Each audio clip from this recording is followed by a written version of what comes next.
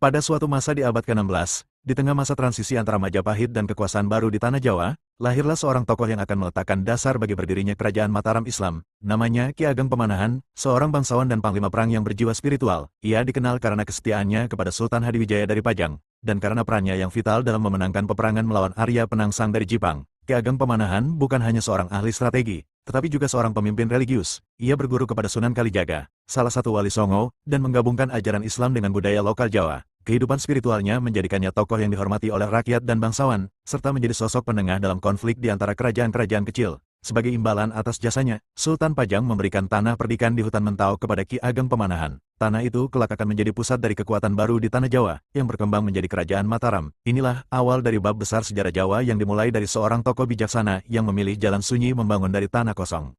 Setibanya di hutan Mentau, Ki Ageng Pamanahan tidak langsung membangun istana megah. Ia memulai dengan membersihkan tanah, membabat hutan, dan mengajak para pengikutnya membangun pemukiman sederhana. Ia memimpin dengan keteladanan, bekerja bersama rakyat, mendirikan langgar, surau, dan memperkuat ikatan sosial melalui adat dan agama. Ki Ageng juga membawa serta anaknya, Danang Sutawijaya, yang kelak dikenal sebagai Panembahan Senopati, pendiri resmi Kerajaan Mataram. Dalam pendidikan keras namun penuh kasih sayang, ia membentuk anaknya menjadi pemimpin masa depan yang mampu menyatukan kekuatan spiritual dan militer. Ia sering berkata bahwa kerajaan besar tidak dibangun oleh senjata semata, melainkan oleh kesabaran, doa, dan kecintaan pada tanah leluhur. Di antara aktivitas sehari-hari, Ki Ageng dikenal sering bermeditasi di tengah hutan. Ia percaya bahwa kekuatan seorang pemimpin sejati bersumber dari kedekatannya dengan Tuhan. Banyak penduduk sekitar meyakini bahwa ia memiliki kemampuan supranatural, meski ia sendiri selalu merendah dan menekankan pentingnya ilmu dan amal sebagai kunci hidup.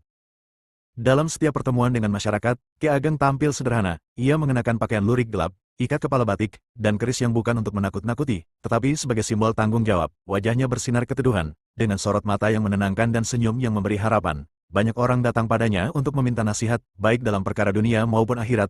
Kisah tentang Ki Ageng Pamanahan menyebar dari mulut ke mulut, menjadi legenda hidup yang dibenarkan oleh sejarah. Ia tidak pernah memproklamasikan dirinya sebagai raja, tetapi keturunannya kelak menjadi para penguasa besar, Panembahan Senopati, Sultan Agung, hingga Amangkurat. Semua bermula dari satu titik, tekad seorang pria untuk membangun peradaban dari kesunyian hutan. Hingga kini, makam Ki Ageng Pamanahan yang terletak di Kota Gede, Yogyakarta, menjadi tempat ziarah. Di sana, orang-orang merenung tentang perjuangan, keikhlasan, dan visi besar yang dilahirkan dari tanah, bukan istana. Kisahnya adalah fakta unik. Bagaimana seorang bangsawan spiritual memulai kerajaan besar tanpa perang, tetapi dengan iman dan ketekunan.